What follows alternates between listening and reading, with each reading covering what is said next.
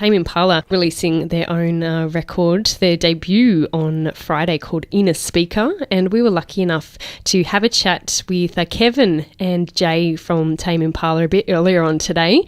This is the chat we had with them. We're joined by Kevin and Jay from Tame Impala. Thanks so much for joining us on the program today, guys. Thanks for having us.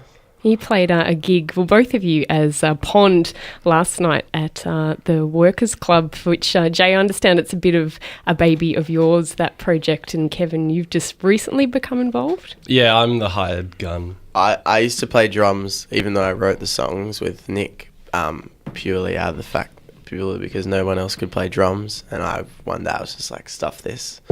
I'm well bored of playing drums in both of my bands. I'm going to play guitar and be a show pony. And then rock pig, getting him to play drums. And how'd the show go last night? Yeah, it was good. I can never tell with Pond if it's really good or really shit. But like everyone in the crowd really liked it. So, for those who haven't heard of Pond's music before, can you describe where you're going with it? Really ambitious pop music. A la ELO or the Beatles or Bowie or something, but played by fiends really crappily and like passionately. Glam, funk, prog, epiphany pop, ballads. It's kind of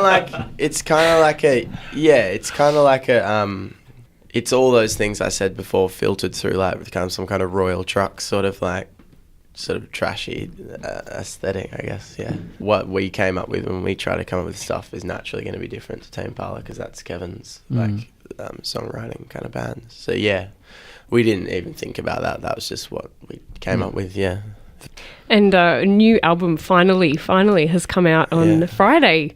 You guys pretty excited about that? Yeah, just relieved that I can hold it in my hands like a finished product. And it's worked out all right. You know, so many times in the making of it, I was like, oh no, this is just not gonna happen. Or you always have doubts, and with everything, like the sound of it, look of it, artwork and stuff. But, did you feel a bit of pressure with your first release? You know, when we were recording it, I didn't really feel much pressure at all, other than like the desire to make an album that was as good as this guy's album, or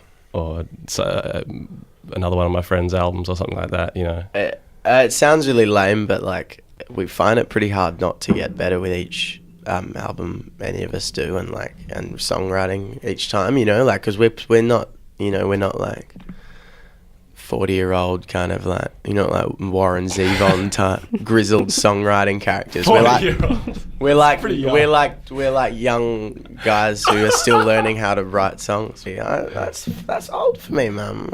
It's still like we're 27 or something. Yeah, I said that. Yeah, I said something like that the other day. I was like, blah, blah, blah, 26 or something, and Jamie from the Suns, hey, I'm 26. Right?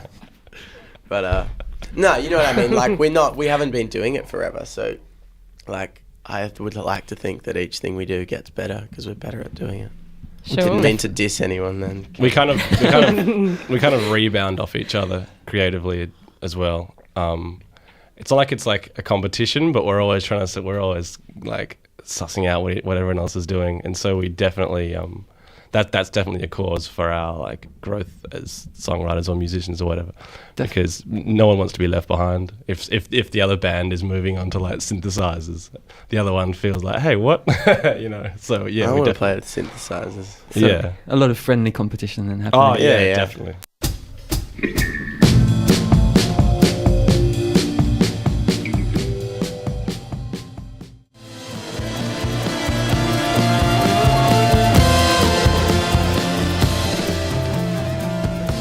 Psychedelic pop sounds there from Tame Impala, the new album In a Speaker, out now on Modular, and the track Why Won't You Make Up Your Mind.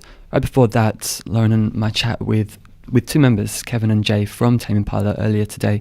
We also were speaking to them a little bit about their intentions for the new album, moving from the sort of slightly lo-fi recordings of the early EP to the latest record, which is more highly produced. I was really eager to make some music where I actually knew people were going to hear it.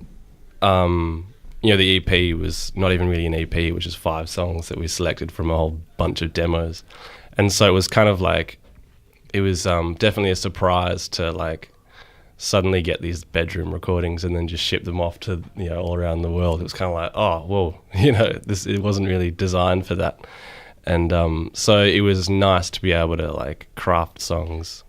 It's good having a bunch of songs as well out that aren't like, don't sound like sort of 70s scuzzy rock as well. Like it's good having a bunch of songs. Apparently. No. The guy in the interview before. But yeah, we reckon the album's like, although it's you know, guitar and drums and whatnot, we tried to put a lot of electronic emphasis on a lot of the playing and the parts in the song.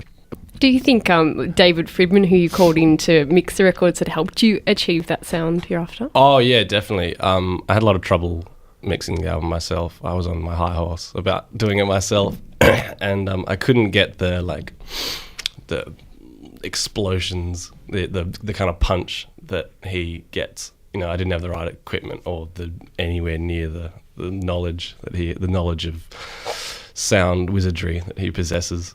How did you come about working with him? He's worked with some pretty amazing people like the Flaming Lips and MGMT. Did you just give him a call one day? I don't know how that whole thing turned up.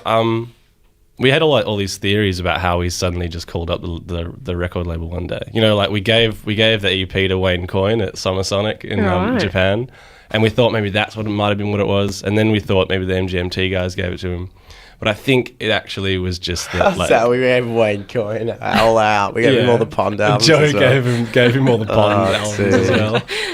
Embarrassing. But yeah, I'm not sure how that came about, but he suddenly popped up, and it was kind of like, yeah, it seemed like a real like a godsend that he just suddenly appeared, and then they shipped me over there for 2 weeks. He's really the only guy in the world that like modern producer type fellow who we really, really, really like. What is it you like about the sound he can get so much?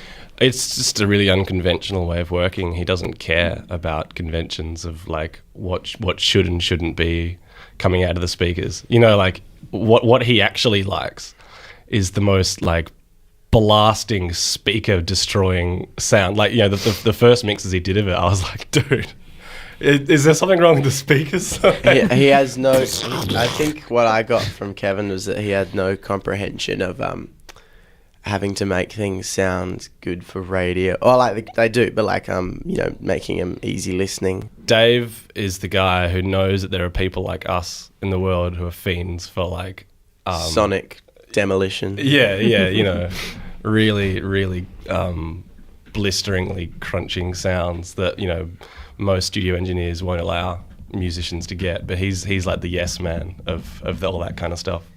So like you can just say, dude, turn the synth up louder than what is, you know, comprehensible, and he'll go, yeah, sure Kevin. Zzz.